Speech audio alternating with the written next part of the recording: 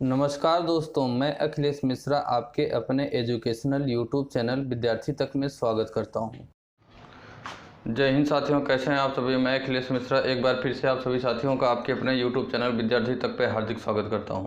साथियों, ये डेली हम लोगों की प्रत्येक दिन UP TET, C TET and super TET के लिए बाल विकास की क्लास होती है, जो कि इस क्लास को हम लोग प्रत्येक दिन करने का काम करते हैं। साथियों, बिल्कुल अच्छे से डीपली हम लोग इस क्लास में, बाल विकास की क्लास में साथियों, थ्योरी की क्लास को हम लोग यहाँ पे करने का काम करते हैं। तो साथियों, आज हम लोगों का एक नया चैप्टर शुरू होगा। बाल विकास की क्लास में हम लोग चार चैप्टर को अच्छे से पढ़ते हुए हम लोगों ने समाप्त किया। समाप्त करने के बाद आज हम लोगों का एक नया चैप्टर शुरू होगा, 5वां चैप्टर, जिसका नाम है साथियों बाल केंद्रित एवं प्रगतिशील शिक्षा की अवधारणा। चैप्टर का क्या नाम है? बाल केंद्रित एवं प्रगतिशील शिक्षा की अवधारणा नामक 5वें चैप्टर को आज हम लोगों ने शुरू किया। साथियों, आज हम लोग शुरू करेंगे और इसी के साथ साथियों मैं आप लोगों को बता दूं कि बाल विकास के चैप्टर में सबसे पहले तो आप ये जानिए कि UP TET, C TET and super TET के सिलेबस को टारगेट करते हुए साथियों आपके अपने यूट्यूब चैनल विद्यार्थी तक पे 3 क्लासें प्रत्येक दिन प्रोवाइड की जा रही हैं। 3 क्लासों में साथियों एक क्लास सुबह 10 बजे के आसपास आप लोगों को बाल विकास की क्लास दी जाती है, जिसमें ये साथियों लगभग 30 नंबर की जहाँ तक है क्लास है, 30 नंबर की ये क्लास है साथियों, 30वीं क्लास ये जा रही है। और चार चैप्टर को हम लोगों ने अच्छे से डीपली थ्योरी पढ़ते हुए, उसके क्वेश्चनों को हम लोगों ने करते हुए उसको समाप्त किया। और साथ ही साथ एक क्लास आप लोगों को दोपहर में दी जाती है साथियों, जो कि इसी के सिलेबस को टारगेट करते हुए 2 से 3 बजे के आसपास क्लास आप लोगों को दी जाती है। तीसरी क्लास साथियों सामाजिक विज्ञान से रिलेटेड हिस्ट्री एंड ज्योग्राफी की क्लास आप लोगों को दी जा रही है, जो कि रात में 7 से 8 बजे के नियर अबाउट आप लोगों को दी जाती है। ठीक साथियों, तो हम लोग साथियों बाल विकास की क्लास में आज हम लोग नया चैप्टर शुरू करेंगे। बाल केंद्रित एवं प्रगतिशील शिक्षा की क्या अवधारणा है, उसके बारे में हम लोग जानेंगे, समझेंगे अच्छे से विस्तार के साथ और पढ़ने का काम करेंगे। ठीक साथियों, तो साथियों हम लोग आइए चैप्टर को शुरू करते हैं। बाल विकास एवं प्रगतिशील शिक्षा की अवधारणा नामक चैप्टर में साथियों हम लोग पहले टॉपिक को पढ़ेंगे, बाल केंद्रित शिक्षा। क्या पढ़ेंगे? बाल केंद्रित शिक्षा अर्थात child centred education. Child centred education के बारे में हम लोग जानेंगे। तो साथियों बाल केंद्रित शिक्षा के बारे में अगर बात करें तो आधुनिक युग में साथियों यह एक महत्वपूर्ण क्रांतिकारी परिवर्तन है। यह एक महत्वपूर्ण क्रांतिकारी परिवर्तन है जब साथियों विषय केंद्रित शिक्षा के स्थान पर बाल केंद्रित शिक्षा ने, मतलब विषय केंद्रित शिक्षा का स्थान बाल केंद्रित शिक्षा ने ले लिया। पहले क्या होता था साथियों, विषय केंद्रित शिक्षा पे ज़्यादा जोर दिया जाता था, लेकिन अब साथियों बाल केंद्रित शिक्षा पे ज़्यादा जोर दिया जाने लगा। बाल केंद्रित शिक्षा का मतलब यह है कि बालक जो है या बच्चा जो है कौन सी शिक्षा, कौन सी चीज़ें, कौन सी टेक्निक से चीज़ों को या किस लेवल की चीज़ों को वो समझ पाएगा, इस पे ज़्यादा जोर दिए जाने का काम किया जा रहा है। ठीक साथियों इस स्वरूप में संपूर्ण शैक्षिक विषय एवं क्रियाओं व गतिविधियों का नियोजन बच्चों के केंद्र में रखकर किया जाने लगा है। वही चीज़ें जो मैंने बताया कि जो भी शिक्षा और दीक्षा दी जा रही है साथियों, बच्चों के मतलब कैपेसिटी को देखते हुए, बच्चों की क्षमता को देखते हुए यहाँ पे हम लोगों ने शिक्षा को पढ़ने का काम किया। ऐसी शिक्षा हम लोग अब प्राप्त करना शुरू कर दिए हैं। साथियों यह परिवर्तन प्रयोगवादी विचारधारा पर आधारित है। ये जो बाल केंद्रित शिक्षा है साथियों, यह किस पे आधारित है? यह साथियों परिवर्तन प्रयोगवादी विचारधारा पर आधारित है। कौन सी? परिवर्तन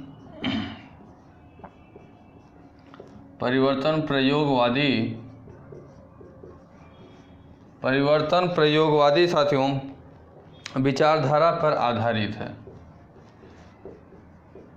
विचारधारा पर आधारित है। कौन सी? बाल केंद्रित शिक्षा साथियों परिवर्तन प्रयोगवादी विचारधारा पर आधारित एक शिक्षा है। साथियों इसका अभिमत अगर बात करें तो इसका अभिमत क्या था कि अनुभव किसी व्यक्ति के वातावरण की भांति स्थिर नहीं है। इस कारण पाठ्यक्रम में पूर्व निर्धारित पाठ्यक्रम को आधार न बनाकर बच्चों की रुचियों व आवश्यकताओं को केंद्र में रखकर किया जाए। अर्थात इनके कहने का मतलब यह है कि पहले जो है पाठ्यक्रम को निर्धारित करते हुए या सब्जेक्ट को, विषय को निर्धारित करते हुए जो शिक्षा दी जाती थी, उसे अब परिवर्तित करके साथियों बच्चों की आवश्यकताओं किसके, बच्चों के साथियों, किसमें बच्चों की किस चीज़ में रुचि है, बच्चों की कितनी आवश्यकता है बच्चों को इस समय पढ़ाने की, कौन से लेवल की चीज़ें हम पढ़ाएं जिसकी बच्चों को आवश्यकता है, उस लेवल के शिक्षा की बात साथियों की जाने लगी है।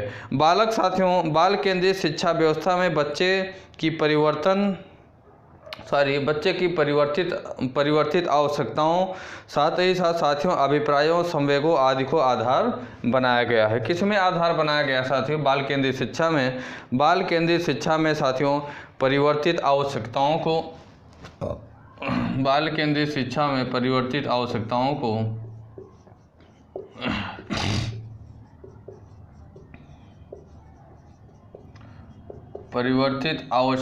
को साथ ही अभिप्रायों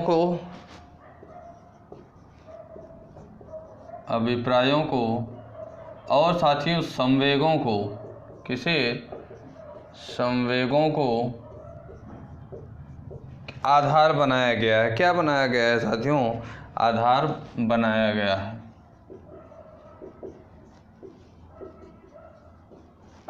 आधार बनाया गया है, ठीक साथियों, आधार बनाए जाने का काम किया है। बाल केंद्रित शिक्षा में साथियों पर बच्चों की परिवर्तित आवश्यकताओं, अभिप्रायों एवं संवेगों को आधार बनाए जाने का काम किया गया है। साथियों बाल केंद्रित शिक्षा में बच्चों की मूल प्रवृत्ति, प्रेरणा और संवेगों पर आधारित शैक्षिक योजना का स्वरूप निर्धारित किया जाता है।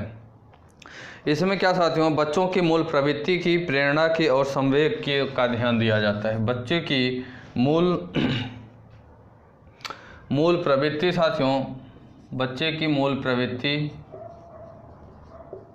प्रवृत्तियों को, और अगर बात करें साथियों तो बच्चों का प्रेरणा और संवेगों पर आधारित है। प्रेरणा और संवेगों पर आधारित है। संवेगों पर आधारित है। बाल केंद्रित शिक्षा जो है साथियों वह बच्चों की मूल प्रवृत्ति क्या है उस पर आधारित है, बच्चों की प्रेरणा क्या है साथियों, साथ ही साथ संवेग क्या है, संवेग, इन सभी चीज़ों पे बाल केंद्रित शिक्षा को आधार बनाया गया है। साथियों साथ ही साथ इसमें शिक्षा के उन नूतन व नवीन व्यूह रचनाओं को सुमेलित करने का प्रयास किया जाता है जो बच्चों की आवश्यकताओं की प्रतिपूर्ति में सहायक हो और उनके शारीरिक, मानसिक, सामाजिक, संवेगात्मक व आध्यात्मिक पक्षों का संतुलन व समुचित विकास किया जाए। साथियों जो बाल केंद्रित शिक्षा है इसमें यह ध्यान दिया गया है कि इसके दौरान बच्चों को ऐसी शिक्षा दी जाए जिसमें साथियों बच्चों का क्या हो, बच्चों का शारीरिक विकास हो, बच्चों का शारीरिक, मानसिक, बच्चों का क्या साथियों, शारीरिक, मानसिक, सामाजिक,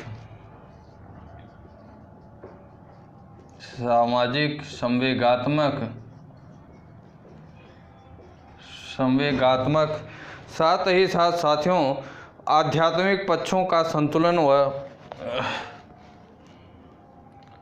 संवेगात्मक व आध्यात्मिक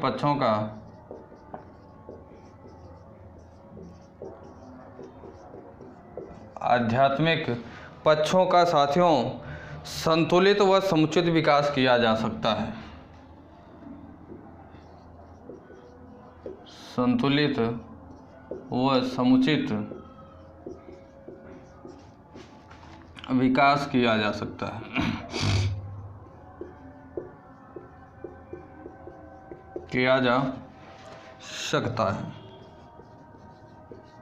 बाल केंद्रित शिक्षा जो है साथियों है उस शिक्षा में बच्चों की शारीरिक, मानसिक, सामाजिक, संवेगात्मक, आध्यात्मिक पक्षों का संतुलित व समुचित विकास किए जाने का काम किया जा सकता है। साथियों बाल केंद्रित शिक्षा के अगर आधार की बात करें, बाल केंद्रित शिक्षा के अगर आधार की बात करें तो बच्चों को क्रियाशील रखकर शिक्षा प्रदान करना ही बाल केंद्रित शिक्षा का मुख्य प्रयोजन है। क्या है साथियों कि बच्चों को क्रियाशील रखकर शिक्षा प्रदान करना ही बाल केंद्रित शिक्षा का मुख्य प्रयोजन है।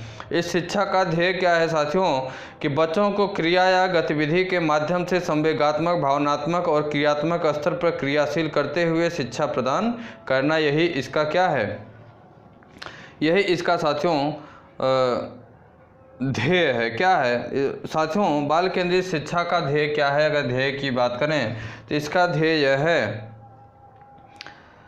ध्येय है साथियों कि बच्चों की क्रिया व गतिविधि के माध्यम से साथियों किसका संज्ञानात्मक,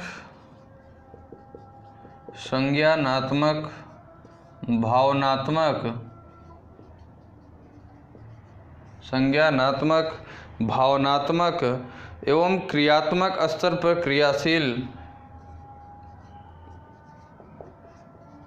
क्रियात्मक स्तर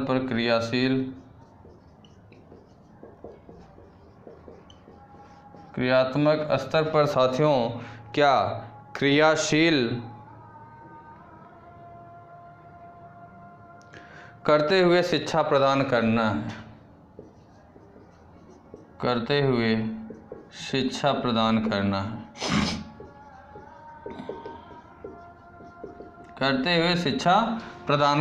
क्या है साथियों, इसका मुख्य आधार है। और अगर बात करें साथियों तो इस व्यवस्था का अभिमत है कि बच्चों के ज्ञान या अनुभवों का निर्माण उनके द्वारा विभिन्न क्रियाओं या गतिविधियों में प्रतिभाग का परिणाम होता है। साथियों इसके अंतर्गत बच्चों को महापुरुषों, वैज्ञानिकों, नीति निर्माताओं, नायकों के अनुकरणीय व्यवहार, नैतिक कहानियाँ व नाटकों आदि का उदाहरण प्रस्तुत कर अभिप्रेरित किए जाने का काम किया जाता है। साथ ही साथ अगर बात करें साथियों तो विभिन्न प्रकार की गतिविधियां एवं क्रियाओं में प्रतिभाग करते हुए निश्चित तथ्यों, विषयों का भी ज्ञान व अनुभव प्रदान किए जाने का प्रयास किया जाता है। साथियों बच्चों के जीवन से जुड़े हुए ज्ञान व अनुभवों को क्रियाशील एवं गतिविधियों के माध्यम से उद्देश्यपरक रूप से प्रस्तुत किए जाने का काम भी किया जाता है। साथियों सामान्य शब्दों में अगर बात करें तो प्राथमिक स्तर तक के विद्यालयों में बालकों को दी जाने वाली शिक्षा को बाल केंद्रित शिक्षा कहा जाता है। प्राथमिक स्तर में बालकों को जो शिक्षा दी जाती है उसी को बाल केंद्रित शिक्षा आमतौर पे कहे जाने का काम किया जाता है। इसका मतलब यह है साथियों कि बालकों को जब सामान्य रूप से बोलना, वस्तुओं को पहचानना और जिज्ञासा से जागृत होने की स्थिति में जो शिक्षा दी जाती है वह बाल केंद्रित शिक्षा कहलाती है। बाल केंद्रित शिक्षा क्या कहलाती है साथियों कि जब सामान्य रूप से बालक क्या करता है, बोलना जानने लगता है, वस्तुओं को पहचानने लगता है, उसके अंदर जिज्ञासा आ जाती है, जिज्ञासु हो जाता है, ऐसी स्थिति में जो शिक्षा दी जाती है इसी शिक्षा को बाल केंद्रित शिक्षा कहे जाने का काम किया जाता है।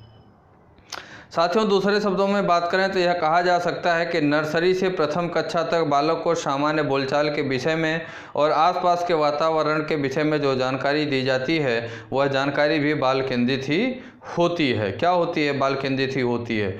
शैक्षिक जगत में बाल केंद्रित शिक्षा का आशय ऐसी शिक्षा से है जिसमें समस्त शैक्षिक गतिविधियों का केंद्र बालक होता है और इसमें शिक्षा बालक के लिए होती है, न कि बालक शिक्षा के लिए। बालक केंद्रित शिक्षा की धारणा के अनुसार विभिन्न शैक्षिक स्तर पर पाठ्यक्रम बालकों की आवश्यकताओं, हितों, प्रवृत्तियों, क्षमताओं, सामाजिक और आर्थिक परिवर्तन, सामाजिक जीवन से सामंजस्य स्थापित करने आदि मुख्य बातों पर आधारित होती है, जिसके फलस्वरूप बालक का स्वाभाविक रूप से उपयुक्त पर्यावरण में सर्वांगीण विकास होने का काम होता है। ये साथियों सारी चीज़ें बाल केंद्रित शिक्षा के अंतर्गत होती है। ठीक साथियों, अगला टॉपिक इसी अध्याय में हम लोगों का अगला जो टॉपिक होगा वो होगा बाल केंद्रित शिक्षा का उद्देश्य क्या है।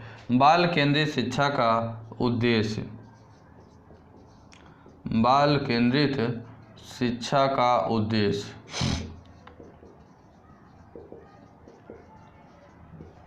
बाल केंद्रित शिक्षा के अगर उद्देश्य की बात करें साथियों तो साथियों कुछ मुख्य उद्देश्य होते हैं, उसे हम लोग जानने और पढ़ने का काम करेंगे। इसका मुख्य उद्देश्य यह होता है साथियों कि बच्चे को उसकी योग्यता, क्षमता और रुचि के अनुरूप अधिगम ग्रहण करने के अवसर उपलब्ध कराना। इसके अंतर्गत क्या होता है साथियों कि बच्चे को उसकी योग्यता,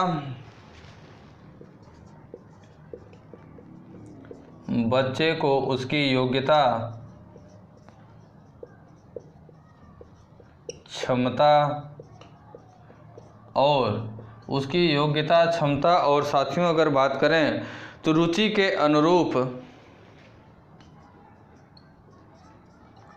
रुचि के अनुरूप शिक्षा, रुचि के अनुरूप साथियों अधिगम ग्रहण करने के अवसर, अधिगम ग्रहण करने के अवसर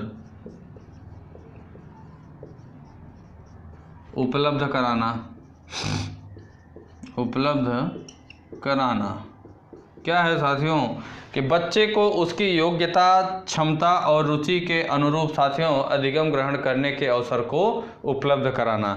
अगला उद्देश्य क्या होता है साथियों? उद्देश्य यह होता है कि बच्चे को अधिक से अधिक रचनात्मक कार्य करने, बच्चे को अधिक से अधिक रचनात्मक कार्य करने,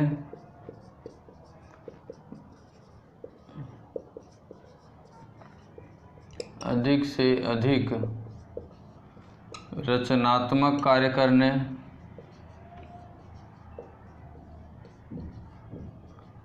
और अगर बात करें साथियों उसमें प्रतिभाग करने के अवसर देना और उसमें प्रतिभाग करने के अवसर, प्रतिभाग करने के अवसर देना,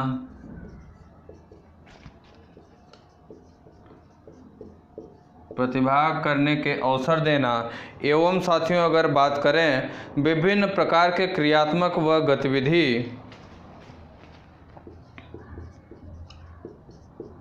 विभिन्न प्रकार के क्रियात्मक एवं गतिविधि, विभिन्न प्रकार के क्रियात्मक एवं गतिविधि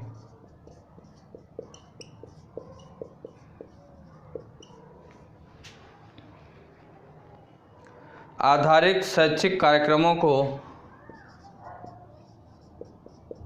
आधारित शैक्षिक कार्यक्रमों को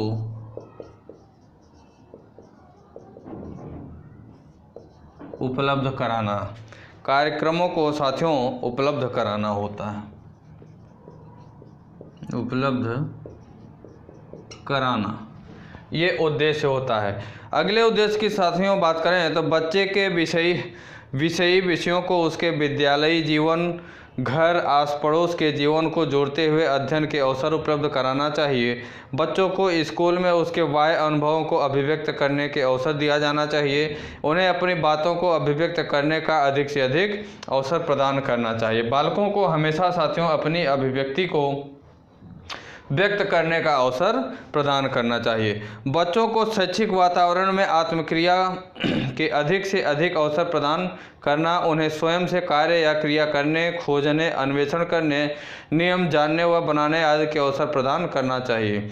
बच्चों के साथियों समक्ष शैक्षिक वातावरण का प्रारूप आदर्श व प्रतिमान के रूप में इस प्रकार से प्रस्तुत करना कि वह अपने आचरण में नैतिक एवं मूल्यपरक शिक्षा को आत्मसात कर सकें। इसके लिए विद्यालय का वातावरण व दैनिक क्रियाकलापों का स्वरूप आदर्शवादी रूप से प्रस्तुत करना चाहिए। ये भी बाल केंद्रित शिक्षा का मुख्य उद्देश्य होता है। अगला उद्देश्य क्या होता है साथियों?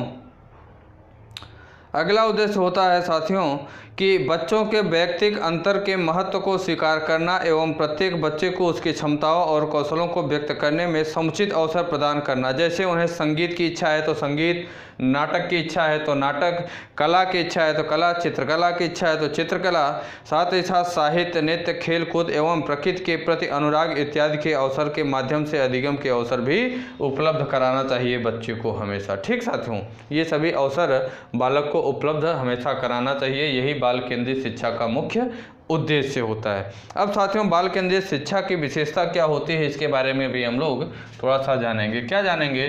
बाल केंद्रित शिक्षा की विशेषता क्या होती है।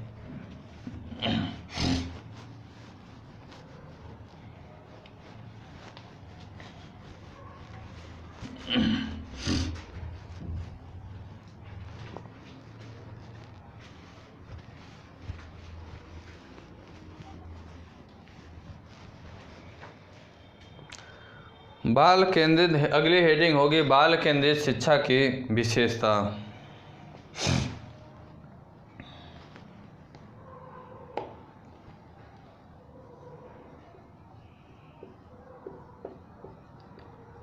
बाल केंद्रित शिक्षा की विशेषता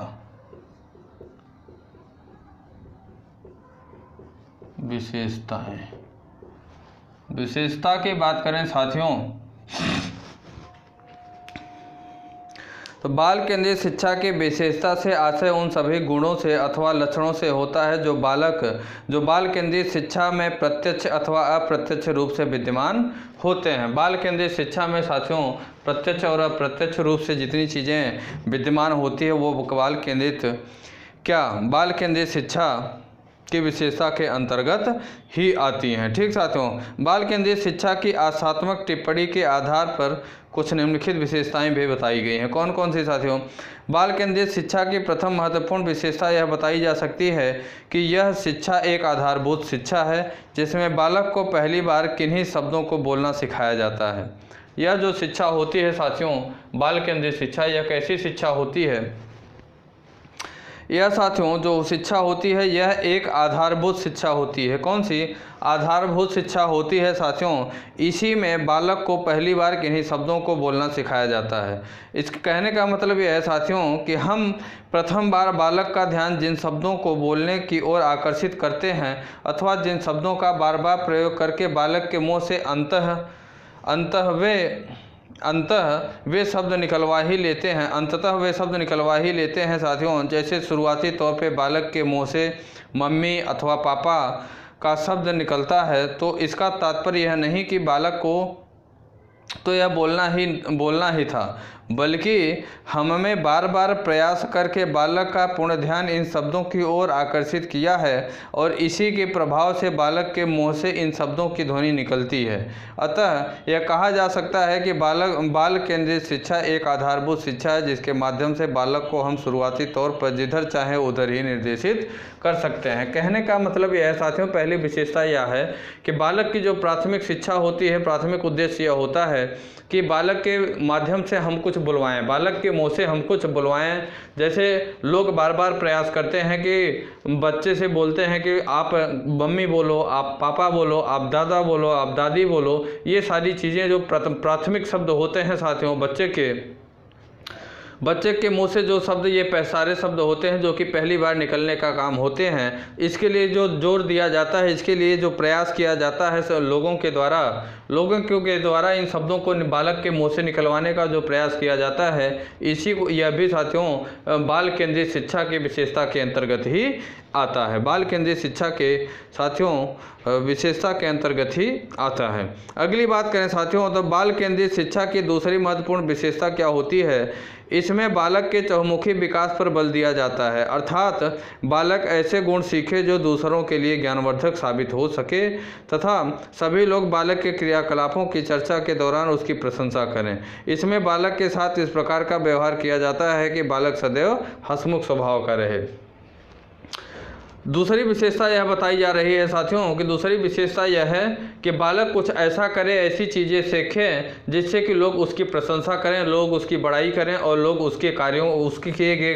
उसके द्वारा किए गए कार्यों से गर्वान्वित महसूस करें और लोगों में चर्चा हो कि हाँ फलाने का लड़का इस प्रकार से है, ऐसा है, वैसा है। कुल मिला के उसके व्यवहार से लोग क्या हों, हंसमुख स्वभाव, मतलब बालक का व्यवहार मतलब उसकी क्रियाकलाप कुछ इस प्रकार से हो कि जो कि हंसमुख मिजाज की वो बालक की प्रतिक्रिया और क्रिया होनी चाहिए। उसका नेचर बालक का ऐसा होना चाहिए कि हंसमुख मिजाज का हो, लोगों में प्रशंसा का पात्र बने, उसका नेचर जो हो लोगों में प्रशंसा का पात्र बने। ठीक साथियों, अगली विशेषता बताई गई साथियों कि बाल केंद्रित शिक्षा की यह भी विशेषता है साथियों कि इसमें बालक को उसकी अभिरुचि, बुद्धि और स्वभाव के अनुसार ही शिक्षा दी जाती है। इसके कारण मंद बुद्धि और तेज बुद्धि वाले बालक आसानी से अपने स्वभाव अनुसार आगे बढ़ते जाते हैं, अन्यथा तो प्रखर बुद्धि वाले बालक भी सामान्य बालक ही बनकर रह जाते हैं। विशेषता यह बताई जा रही है साथियों कि बालक की जिस चीज़ में रुचि हो, कि जिस चीज़ में बालक ज़्यादा जो है मन लगाता हो, ज़्यादा इंटरेस्टेड हो, जो चीज़ें ज़्यादा सीखने के लिए इच्छुक हो, या जिस फील्ड में, जिस क्षेत्र में जाना चाहता हो, बालक को उसी क्षेत्र में हमेशा जाने देना चाहिए। गार्जियन को या जो भी उसके संरक्षक हैं, संरक्षक को कभी भी बालक के ऊपर दबाव नहीं बनाना चाहिए कि बेटा हमारा डॉक्टर बनना चाहता है लेकिन हम उसे इंजीनियर ही बनाएंगे, ऐसा दबाव कभी नहीं। बालक अगर शिक्षक बनना चाह रहा है और आप कह रहे हैं बालक स्पोर्ट में जाना चाह रहा है और आप कह रहे हैं कि नहीं बालक को हम शिक्षक ही बनाएंगे, तो ऐसा नहीं करना चाहिए। अगर आप ऐसा करते हैं, उसके साथियों अनुकूल अगर आप नहीं चलते हैं, प्रतिकूल चलने का काम करते हैं, जिधर उसका इंटरेस्ट ज़्यादा क्रिएट होता है, अगर उधर उसे नहीं जाने देते या उसमें भी आप सहयोग नहीं करते हैं, तो जो तीव्र बुद्धि का बालक भी होगा वह मंद बुद्धि या सामान्य बुद्धि के बालक जैसा ही हो जाता है। ये विशेषता बताई जा रही है। अगली बात यह बताई गई साथियों कि बाल केंद्रित शिक्षा में कोई विशेष संसाधन जुटाने की जरूरत नहीं पड़ती है। बालक ने जिस परिवार में जन्म लिया है उस परिवार के संस्कारों के अनुसार उसे अपने वातावरण का ज्ञान प्राप्त हो जाता है। साथियों कहने का मतलब यह है कि मनुष्य अपने वातावरण की उपज होता है। जिस परिवार और समाज में बालक का जन्म हुआ है उसी के अनुसार उसकी शिक्षा दीक्षा की स्वयं ही व्यवस्था हो जाती है। कहने का मतलब यह है कि जिस लेवल की फैमिली में बच्चा जन्म लिया है, सामान्यतः उसका लालन पालन पोषण जो भी किया जाता है, उसकी देखरेख जो भी किया जाता है, उसकी परवरिश जो भी की जाती है, उस फैमिली के अकॉर्डिंग ही की जाती है। फैमिली का जो परिवेश होता है, फैमिली का जो स्ट्रक्चर होता है, फैमिली का जो रहन सहन, वातावरण, बोलचाल की भाषा, रहने का, खाने पीने की जो चीज़ें होती हैं, वो सारी चीज़ें स्वतः ही बालक को प्राप्त हो जाती हैं। किसी को अलग से कुछ करने की ज़रूरत नहीं होती है। फैमिली मेंबर्स उसके किस प्रकार से रह रहे हैं, किस प्रकार से बोलचाल की भाषा उनकी क्या है, रहन सहन कैसा है, खान पान कैसा है, कैसे लोगों के साथ उठ बैठ रहे हैं, कैसे लोग घर में आ जा रहे हैं, उसकी चीज़ उसी के अनुसार बालक के भी क्या साथियों बुद्धि का विकास होना शुरू हो जाता है। उसके लिए कुछ अलग से साथियों करने की ज़रूरत नहीं होती है। स्वतः ही बालक उन चीज़ों को देखता है और उसका अनुकरण करने का काम करता है। अगली बात है साथियों, अगली विशेषता की बात करें तो बाल केंद्रित शिक्षा की यह भी विशेषता मानी गई है कि इसके अंतर्गत बालक का शारीरिक, मानसिक और अन्य विकास छिपा रहता है।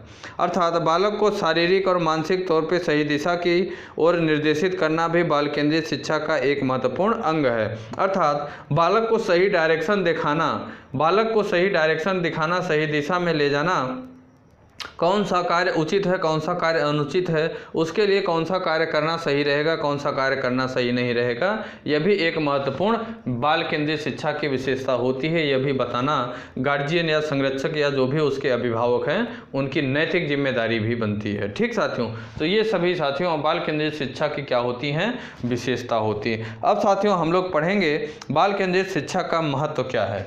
बाल केंद्रित शिक्षा का महत्व क्या है साथियों, इसके बारे में भी हम लोग जान लेते हैं।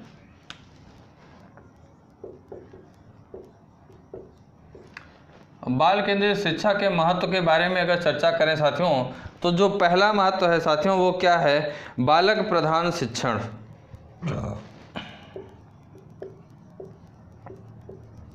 बालक प्रधान शिक्षण।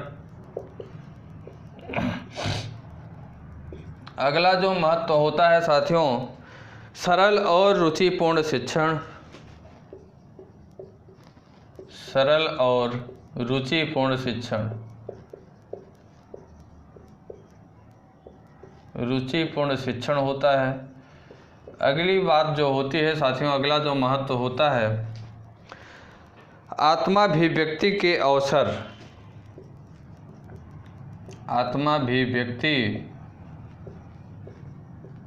आत्माभिव्यक्ति के अवसर।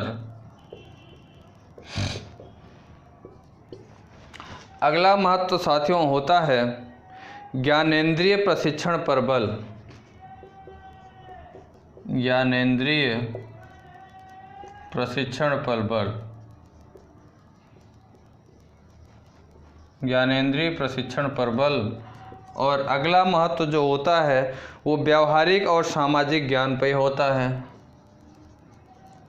व्यावहारिक और सामाजिक ज्ञान।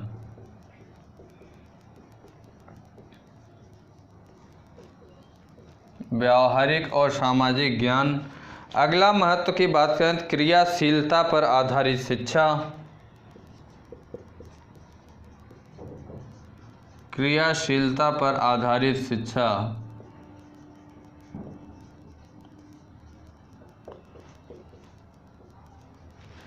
और जो अंतिम महत्व होता है साथियों वो होता है स्वयं करके सीखने पर बल। स्वयं करके सीखने पर बल। साथियों, बाल केंद्रित शिक्षा के कुछ महत्व हैं, 7 महत्व हैं। 7 महत्वों को बताया गया है। पहला महत्व बताया गया साथियों, बालक प्रधान शिक्षण। जो शिक्षा दिया जाए वो बालक के लिए महत्वपूर्ण होना चाहिए, बालक के लिए प्रधान होना चाहिए। दूसरा महत्व बताया गया साथियों, सरल और रुचिकर शिक्षण। सरल और रुचिकर शिक्षण का तात्पर्य यहाँ यह है कि बालक को जो शिक्षा दिया जाए वो उसके साथियों मतलब उसका लेवल क्या है, उसके लेवल के हिसाब से, उसी हिसाब से शिक्षा उसको दिया जाए। इसके कहने का मतलब यह है कि बालक अगर क्लास 2 में है तो ऐसा नहीं है कि उसे क्लास 3 की चीज़ें सिखाई जाने लग जाएं। बालक को शिक्षा जो दी जाए वो सरल तरीके से और रुचिपूर्ण तरीके से बालक को हमेशा शिक्षा देने का कार्य किया जाना चाहिए, जिसमें जिस तरीके से साथियों बालक की रुचि शिक्षा को ग्रहण करने में और बालक स्वयं सरल महसूस करे, उसी प्रकार से बालक को शिक्षा भी देनी चाहिए। अगला है साथियों, आत्माभिव्यक्ति के अवसर। बालक को हमेशा आत्म अभिव्यक्ति के अवसर देना चाहिए, अर्थात बालक स्वयं अपनी अभिव्यक्ति को व्यक्त कर सके, अभिव्यक्ति को साथियों बालक व्यक्त कर सके, इसके अवसर भी देना चाहिए। अगला महत्व है कि उसके साथियों ज्ञानेंद्रियों का जो प्रशिक्षण होता है उसके प्रशिक्षण पर भी बल देना चाहिए, उसके ज्ञानेंद्रियों का प्रशिक्षण हमेशा लेते रहना चाहिए। अगली बात इन्होंने महत्व बताया कि व्यावहारिक और सामाजिक ज्ञान भी उन्हें बालक को हमेशा देते रहना चाहिए, कि किस प्रकार से हमें व्यवहार और सामाजिक स्तर को ध्यान में रखते हुए इसका भी ज्ञान हमें देते रहना चाहिए। अगली बात, क्रियाशीलता पर आधारित शिक्षा। क्रिया क्या है बालक की, उसके आधार पर भी शिक्षा देनी चाहिए। स्वयं करके सीखने पर भी बल देना चाहिए, स्वयं करके सीखने पर बल भी देना चाहिए साथियों। स्वयं करके सीखने पर बल का मतलब यह है साथियों कि कोई भी कार्य है इसे आप स्वयं करिए और स्वयं करके सीखिए। कार्य अच्छा होता है, बुरा होता है, बिगड़ता है तो उसे फिर आप सही करिए, बनाइए। यही चीज़ें यहाँ बताई गई कि स्वयं करके सीखने पर बल भी बालक को हमेशा देना चाहिए। अगली बात साथियों करेंगे हम लोग कि बाल केंद्रित शिक्षा में शिक्षक की क्या भूमिका होती है। बाल केंद्रित शिक्षा में शिक्षक की भूमिका क्या होती है, उसके बारे में हम लोग चर्चा करेंगे। बाल केंद्रित शिक्षा में शिक्षक की क्या भूमिका होती है।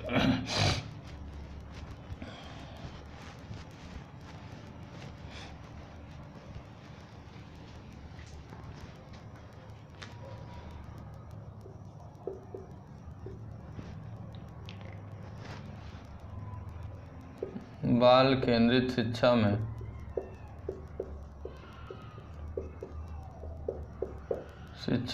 शिक्षक की भूमिका। शिक्षक की भूमिका। बाल केंद्रित शिक्षा में शिक्षक की भूमिका की अगर बात करें साथियों तो इस पर हम लोग थोड़ी सी चर्चा करेंगे। साथियों, बाल केंद्रित शिक्षण में शिक्षक बालकों का क्या होता है, सहयोगी होता है, सेवक भी होता है। बाल केंद्रित शिक्षा में शिक्षक जो होता है वह बालकों का क्या होता है, शिक्षा प्राप्त करने में सहयोगी होता है और क्या बालकों का सेवक भी होता है, तथा मार्गदर्शक के रूप में शिक्षक जो होता है वो होता है बालकों को बच्चों को क्या गाइड करने का काम करता है। ठीक साथियों, इसी तरीके से मार्गदर्शक के रूप में होता है। वह बालकों का सभी प्रकार से मार्गदर्शक करता है और विभिन्न क्रियाकलापों को क्रियान्वित करने में सहायता भी करने का काम करता है। साथियों, शिक्षक जब कक्षा में पढ़ाने जाता है तो शिक्षक के सामने बालक होता है और विषय वस्तु होती है।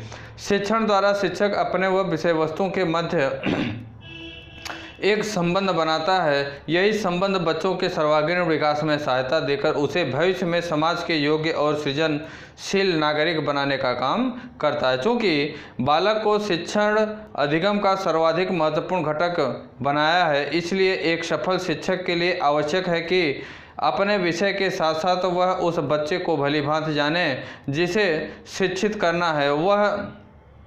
यह कहना पूर्णतया सत्य है क्या कि शिक्षक वह धुरी है जिस पर बालक केंद्रित शिक्षण कार्यरत है। शिक्षक क्या है साथियों? वह धुरी है जिस पर बाल केंद्रित शिक्षण कार्यरत है। बाल केंद्रित शिक्षक में शिक्षक माली के सदृश पौधों के समान बालकों का पोषण करके उसका शारीरिक, मानसिक और सामाजिक विकास करता है।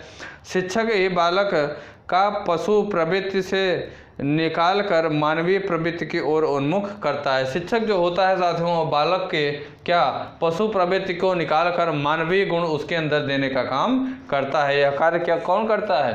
यह कार्य साथियों बालक में शिक्षक ही करता है। तो यही सारी चीज़ें जो हैं वो बाल केंद्रित शिक्षा जो होती है इसमें शिक्षक की भूमिका मानी गई है। साथियों बाल केंद्रित शिक्षा के कुछ सिद्धांत हैं, कुछ प्रिंसिपल हैं साथियों, उसे भी हम लोग जानेंगे। बाल केंद्रित शिक्षा के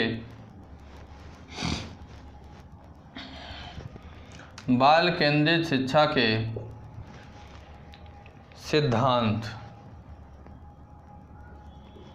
बाल केंद्रित शिक्षा के साथियों सिद्धांत। तो सिद्धांत के बारे में अगर बात करें साथियों तो सिद्धांत क्या होता है?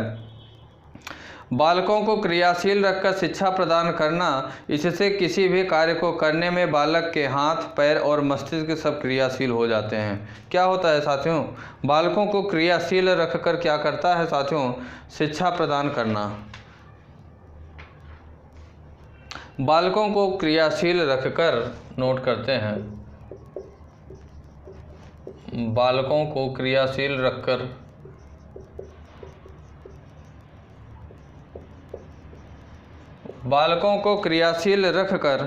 शिक्षा प्रदान करना,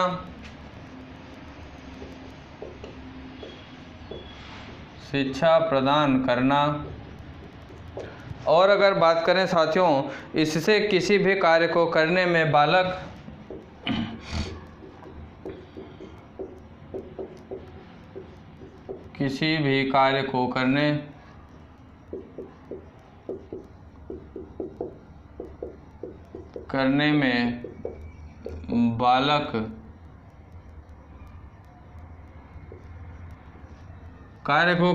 बालक जो होता है साथियों, बालक के हाथ, पैर और मस्तिष्क,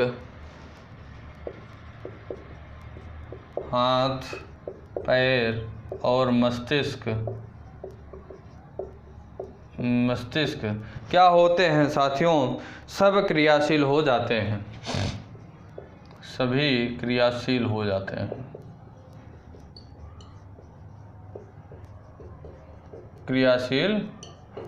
हैं, ठीक साथियों। अगली साथियों सिद्धांत की बात करें तो अगला सिद्धांत क्या है? इसके अंतर्गत बालकों को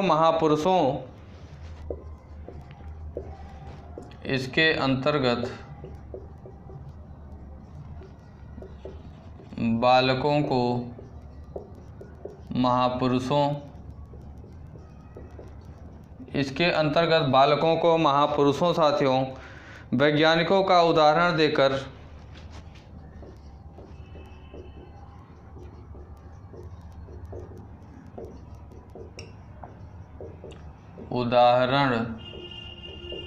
देकर प्रेरित किया जाता है,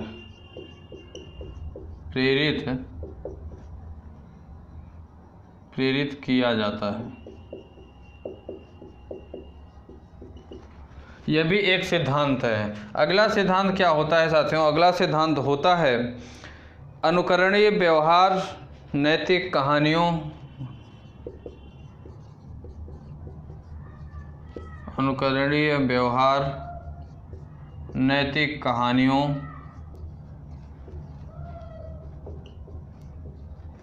अनुकरणीय व्यवहार नैतिक कहानियों व नाटकों आदि द्वारा बालक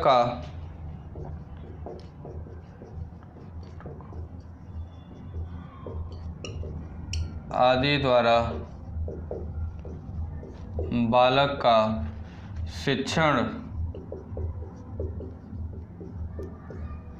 बालक का साथियों क्या शिक्षण किया जाता है?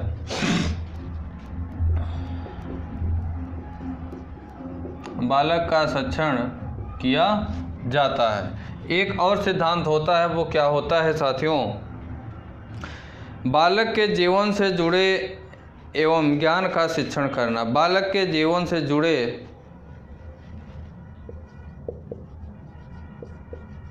बालक के जीवन से जुड़े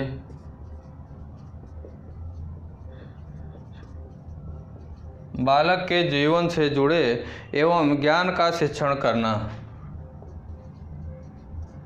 ज्ञान का शिक्षण करना। अगली साथियों विशेषता क्या है? अगला सिद्धांत की बात करें तो अगला सिद्धांत है बालक की शिक्षा उद्देश्य परक हो।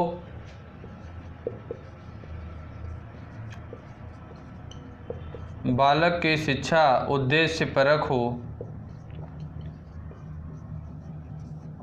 बालक की शिक्षा कैसी हो? उद्देश्य परक हो। अर्थात अगर बात करें अर्थात साथियों बालक को दी जाने वाली शिक्षा बालक के उद्देश्य को पूर्ण करने वाली हो। बालक को जो शिक्षा दी जा रही हो वह बालक के उद्देश्य को पूर्ण करने वाली शिक्षा होनी चाहिए। अगली साथियों बात करें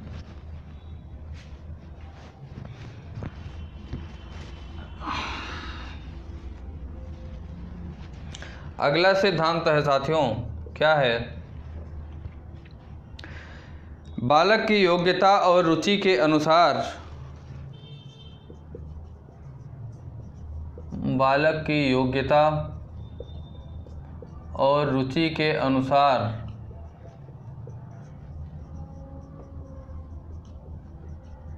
बालक की योग्यता और रुचि के अनुसार विषय वस्तु का चयन भी करना चाहिए।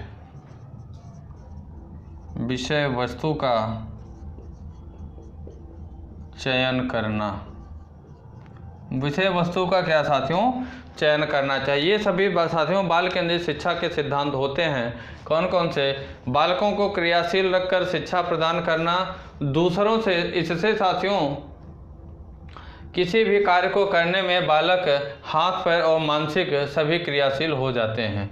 अगली साथियों सिद्धांत क्या है कि इसके अंतर्गत बालकों को महापुरुषों वैज्ञानिकों का उदाहरण देकर प्रेरित भी किया जाना चाहिए। साथ ही साथ साथियों अनुकरणीय व्यवहार, नैतिक कहानियाँ व नाटकों आदि द्वारा बालक का शिक्षण भी किया जाना चाहिए। अगला सिद्धांत है कि बालक के जीवन से जुड़े एवं ज्ञान का शिक्षण भी करना चाहिए।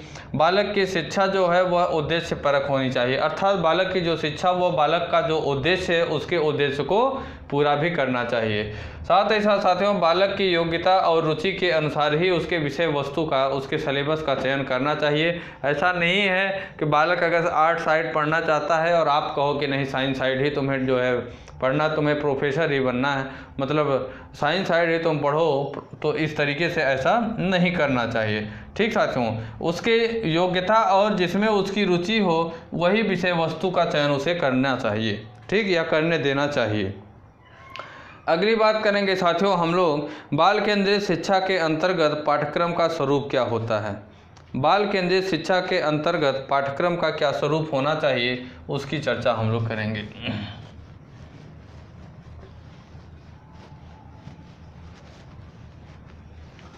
इसे आप लोग नोट करते जाइएगा, सारी चीज़ें मोस्ट इम्पॉर्टेंट हैं। आप थोड़ा सा ओबिएगा नहीं, क्योंकि थ्योरी जैसी क्लास चल रही है वैसे भी मैं कोशिश कर रहा हूँ कि जितनी सारी चीज़ें बार बार पूछी गई हैं उसी को लिया जाए, लेकिन अब थ्योरी की क्लास है तो थोड़ा सा डिटेल तो जाना पड़ेगा साथियों। ठीक ना। बाल केंद्रित शिक्षा के अंतर्गत अगला टॉपिक हम लोगों का होगा बाल केंद्रित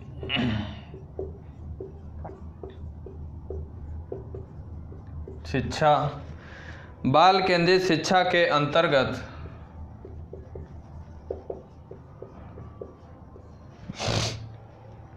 पाठ्यक्रम का स्वरूप। पाठ्यक्रम का स्वरूप।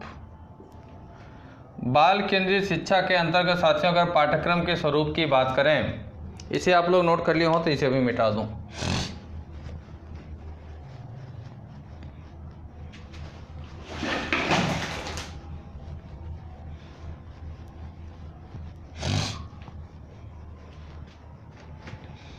पाठ्यक्रम के स्वरूप की अगर चर्चा करें साथियों हम लोग,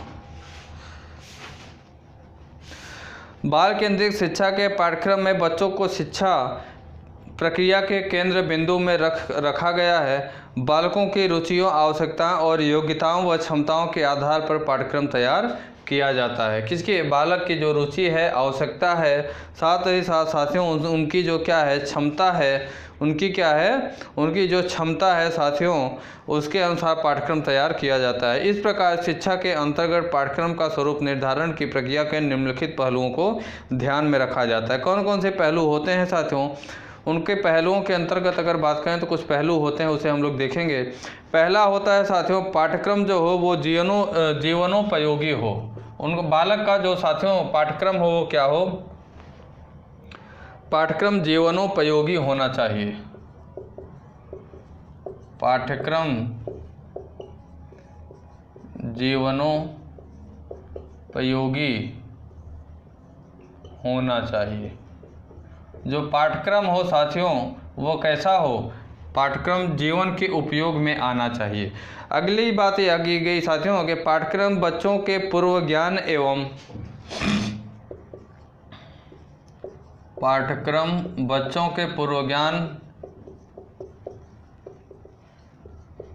पूर्व ज्ञान और साथियों उसके पास पड़ोस के वातावरण पर आधारित होना चाहिए एवं उसके पास पड़ोस के वातावरण के आधार पर होना चाहिए।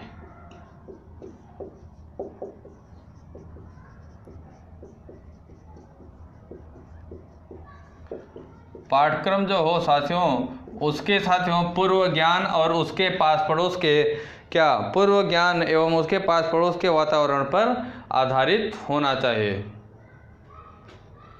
अगली सात विशेषता क्या है साथियों कि पाठ्यक्रम का स्वरूप कैसा हो? पाठ्यक्रम बच्चों की रुचि, पाठ्यक्रम जो हो वह बच्चों की रुचि, योग्यता, योग्यता एवं क्षमता के अनुरूप होना चाहिए।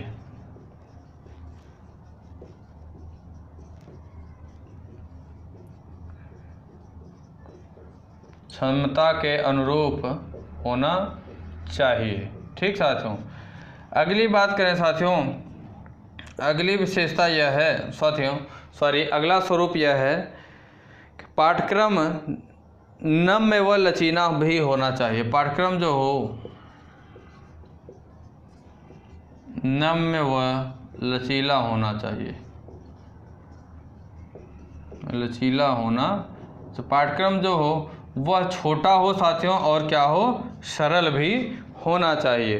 पाठ्यक्रम बच्चों के चारों तरफ व्याप्त वातावरण के अनुरूप होना चाहिए। पाठ्यक्रम बच्चों के व्याप्त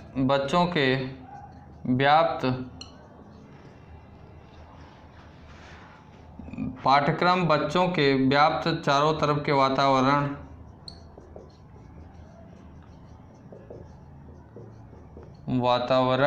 के अनुरूप होना चाहिए।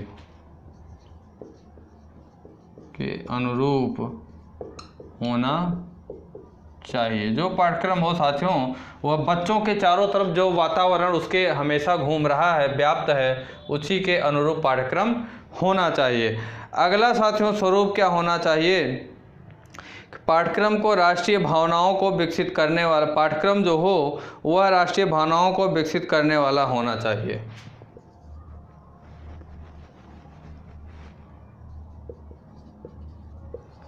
पाठ्यक्रम जो हो वह राष्ट्रीय भावनाओं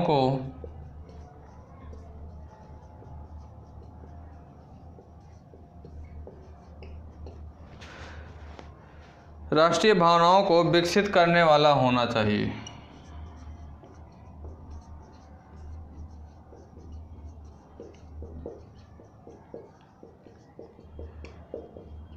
होना चाहिए। ठीक साथियों, अगला साथियों स्वरूप क्या होना चाहिए? पाठ्यक्रम जो हो वह समाज एवं राज्य की आवश्यकताओं के अनुरूप नियोजित होना चाहिए। समाज एवं राज्य की आवश्यकताओं, समाज एवं राज्य की आवश्यकताओं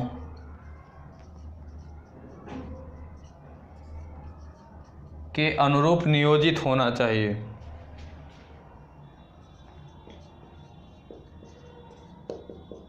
अनुरूप नियोजित होना चाहिए। अनुरूप नियोजित होना चाहिए। अगली बात करें साथियों, अगला स्वरूप कैसा होना चाहिए साथियों? पाठ्यक्रम जो हो वह बच्चों के मानसिक स्तर एवं परिपक्वता के अनुकूल होना चाहिए। पाठ्यक्रम बच्चों के मानसिक स्तर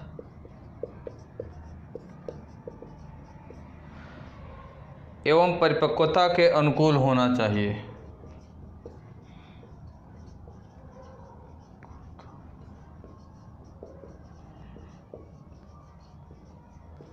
परिपक्वता के अनुकूल होना चाहिए। ठीक साथियों, अगला स्वरूप यह होना चाहिए साथियों, पाठ्यक्रम में व्यक्तिगत विभिन्नता को समुचित स्थान दिया जाना चाहिए। पाठ्यक्रम में व्यक्तिगत विभिन्नता को समुचित स्थान दिया जाना चाहिए। समुचित स्थान दिया जाना चाहिए। समुचित स्थान दिया जाना चाहिए। अगला और अंतिम स्वरूप जो होता है साथियों वह क्या होता है? गतिविधि या क्रिया आधारित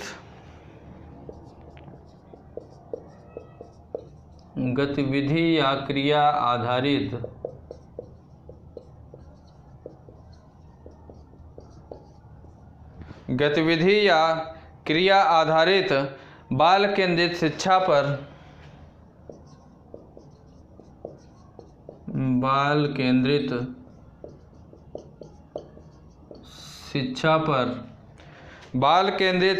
पर विभिन्न शिक्षा शास्त्रियों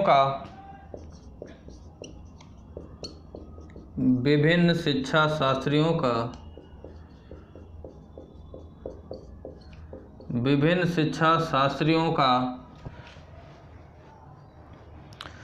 अभिमतों को प्राथमिकता देनी चाहिए।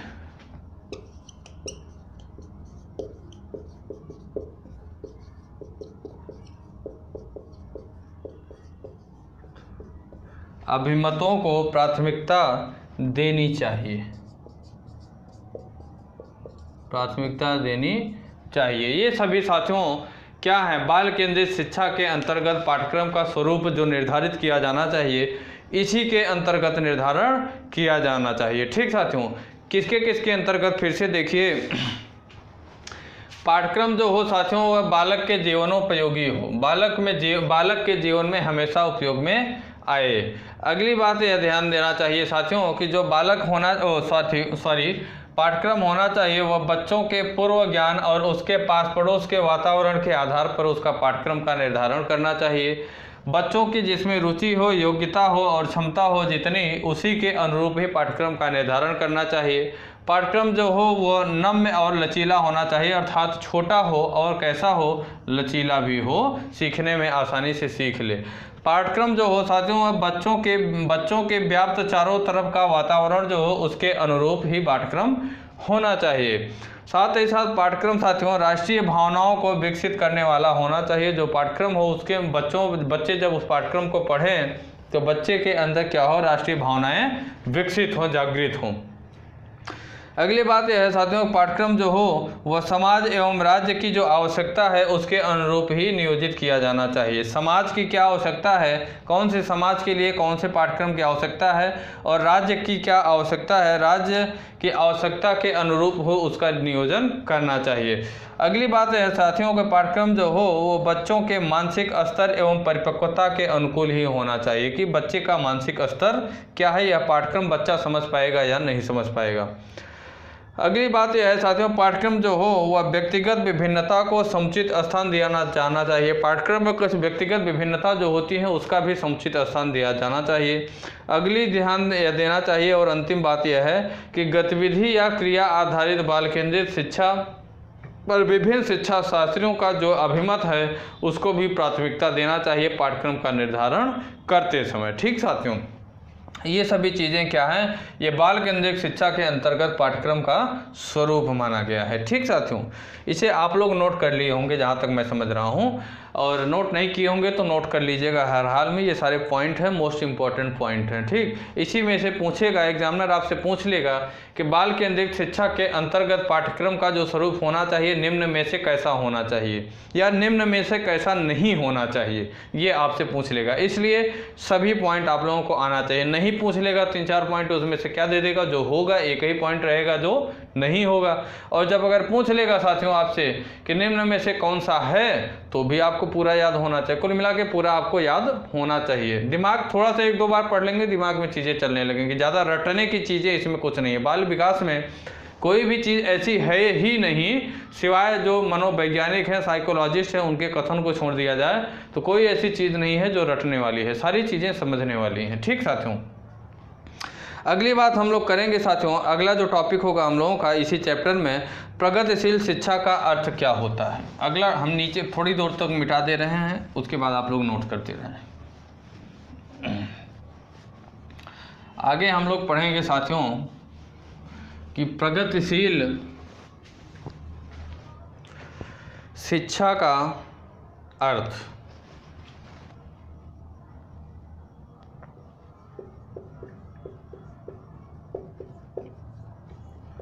प्रगतिशील शिक्षा का अर्थ।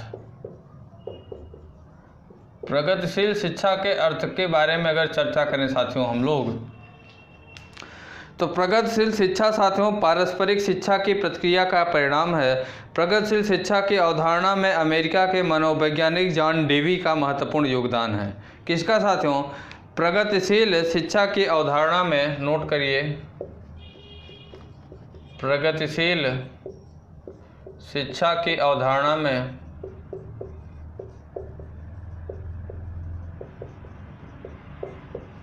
अमेरिका के मनोवैज्ञानिक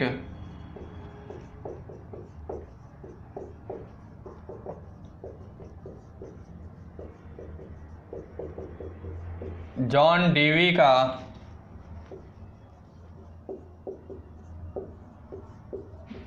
डेवी का महत्वपूर्ण योगदान है।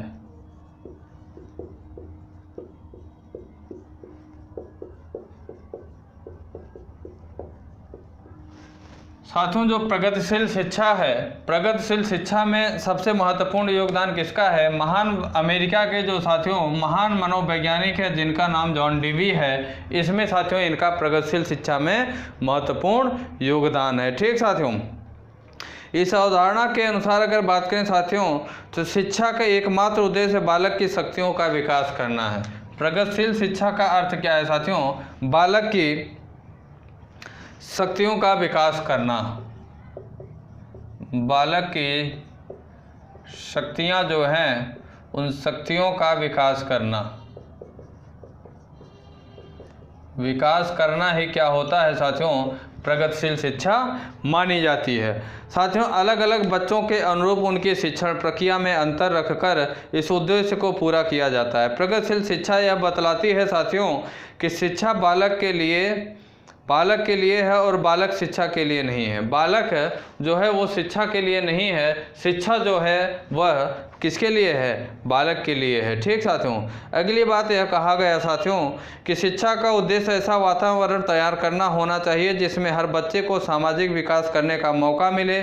शिक्षा के द्वारा मनुष्य के परस्पर सहयोग तथा सामंजस्य स्थापित करना चाहिए। इस तरह प्रगतिशील शिक्षा के उद्देश्य बालक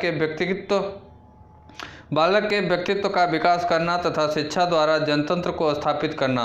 प्रगतिशील शिक्षा के सिद्धांत के अनुरूप ही आजकल शिक्षा को साथियों सार्वभौमिक तथा अनिवार्य बनाने पर जोर दिया जा रहा है। शिक्षा का लक्ष्य साथियों व्यक्तित्व का विकास है और प्रत्येक बालक को उसके व्यक्तित्व के विकास के लिए शिक्षा ग्रहण करने का अवसर मिलना चाहिए। इसका लक्ष्य व्यक्ति और समाज दोनों का विकास है। इससे साथियों व्यक्ति का सामाजिक, बौद्धिक और नैतिक विकास होता है। प्रगतिशील शिक्षा के अंतर्गत प्रोजेक्ट विधि, समस्या विधि तथा क्रिया कार्यक्रम जैसी शिक्षण पद्धतियों को अपनाए जाने का काम प्रगतिशील शिक्षा के अंतर्गत ही किया जाता है। यही अर्थ होता है साथियों किसका, प्रगतिशील शिक्षा का। आप ये याद रखिए, एग्जामिनर आपसे पूछ लेगा कि प्रगतिशील शिक्षा में महत्वपूर्ण योगदान किसका है, तो आपको बताना पड़ेगा कि अमेरिका के महान मनोवैज्ञानिक जॉन डेवी ने प्रगतिशील शिक्षा के लिए अपना महत्वपूर्ण योगदान दिया। अब आगे हम लोग जानेंगे साथियों प्रगतिशील शिक्षा का महत्व क्या होता है। प्रगतिशील शिक्षा का महत्व। प्रगतिशील शिक्षा के महत्व के बारे में अगर बात करें साथियों, तो जो पहला महत्व है वो क्या है, बालकों की रुचि को ध्यान में रखकर उसका निर्देशन करना चाहिए। बालकों की रुचि को ध्यान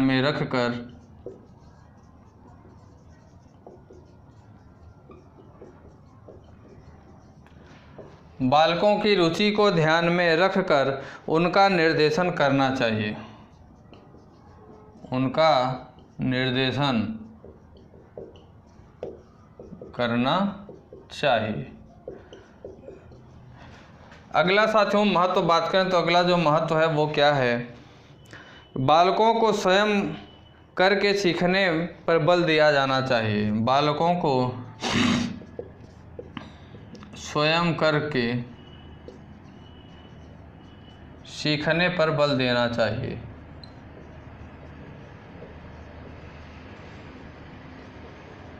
बल देना चाहिए। ठीक साथियों, अगला साथियों अगर महत्व की बात करें तो अगला महत्व है प्रगतिशील शिक्षा के अंतर्गत अनुशासन बनाए रखने के लिए। प्रगतिशील शिक्षा के अंतर्गत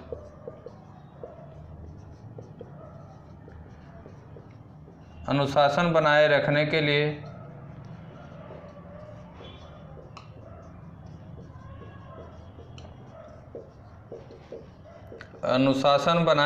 के लिए साथियों बालकों को स्वाभाविक प्रवृत्तियों को दबाना नहीं चाहिए। बालकों को स्वाभाविक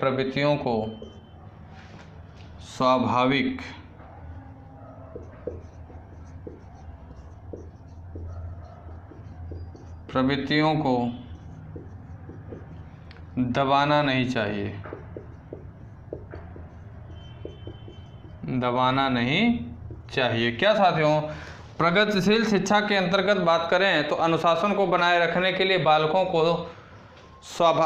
की जो स्वाभाविक प्रवृत्ति हो, क्या साथियों, बालकों की जो स्वाभाविक प्रवृत्ति हो उसे क्या दबाना नहीं चाहिए। अगला साथियों बात करें तो महत्व प्रगतिशील शिक्षा का क्या होता है, बालक के व्यक्तित्व का विकास बेहतर हो।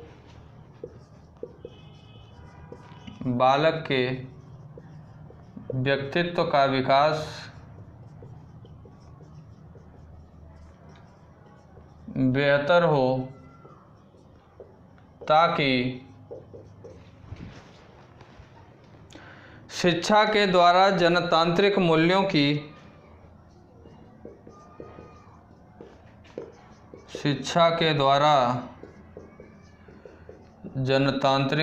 की स्थापना की जा सके।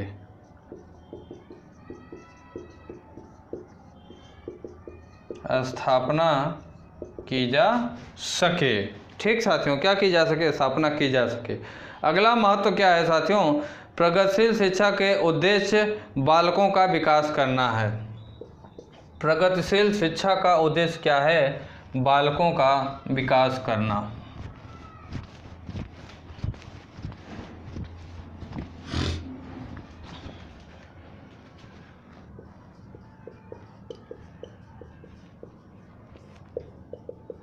प्रगतिशील शिक्षा का उद्देश्य बालकों का विकास करना है। विकास करना है, यही प्रगतिशील शिक्षा का मुख्य उद्देश्य है। ठीक साथियों, प्रगतिशील शिक्षा के कुछ महत्व हैं साथियों। उन महत्वों को हम लोगों ने जाना क्या क्या कि बालकों की रुचि को ध्यान में रखकर उसका निर्देशन करना चाहिए। बालकों को स्वयं करके सीखने पर बल देना चाहिए। साथ ही साथ साथियों, प्रगतिशील शिक्षा के अंतर्गत अनुशासन बनाए रखने के लिए बालकों की स्वाभाविक प्रवृत्तियों को कभी भी दबाना नहीं चाहिए। उनकी जो स्वाभाविक प्रवृत्तियां हैं उन्हें नहीं दबाना चाहिए। बालक के व्यक्तित्व का विकास बेहतर हो ताकि शिक्षा के द्वारा जनतांत्रिक मूल्यों की स्थापना भी हो सके। प्रगतिशील शिक्षा का उद्देश्य साथियों बालकों का विकास करना होता है। ठीक, अगले टॉपिक को हम लोग पढ़ेंगे साथियों। अगला टॉपिक हम लोगों का जो होगा वो क्या होगा? अगला टॉपिक यह है कि प्रगतिशील शिक्षा के विकास में योगदान देने वाले मनोवैज्ञानिक सिद्धांत कुछ हैं साथियों। अगला और अंतिम टॉपिक है, इसे हम लोग पढ़ेंगे तो हम लोगों का चैप्टर समाप्त हो जाएगा। हम लोगों का ये जो चैप्टर है कौन सा? बाल केंद्रित एवं प्रगतिशील शिक्षा की अवधारणा, यह चैप्टर समाप्त हो जाएगा। ठीक साथियों, तो कल की क्लास में हम लोग फिर क्वेश्चन को प्रैक्टिस कर लेंगे।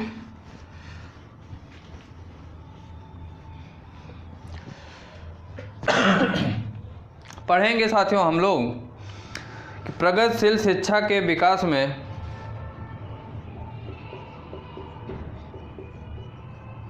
प्रगतिशील शिक्षा के विकास में प्रगतिशील शिक्षा के विकास में योगदान देने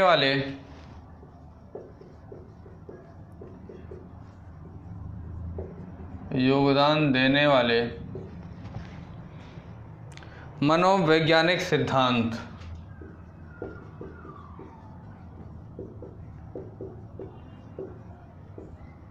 कुछ मनोवैज्ञानिक साथियों सिद्धांत हैं। प्रगतिशील शिक्षा के विकास में कुछ मनोवैज्ञानिक सिद्धांत हैं जो योगदान देते हैं। उन सिद्धांतों को हम लोग जानेंगे। पहला सिद्धांत है साथियों मस्तिष्क एवं बुद्धि।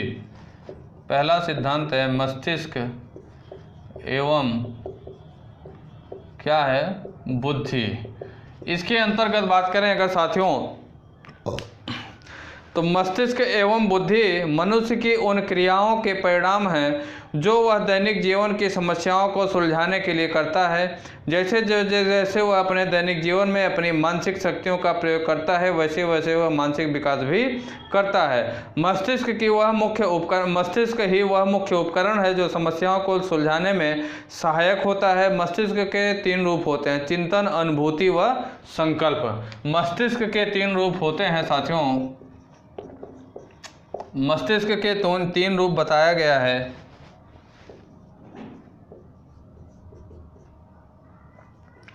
तीन रूप होते हैं, कौन कौन से? पहला होता है साथियों चिंतन।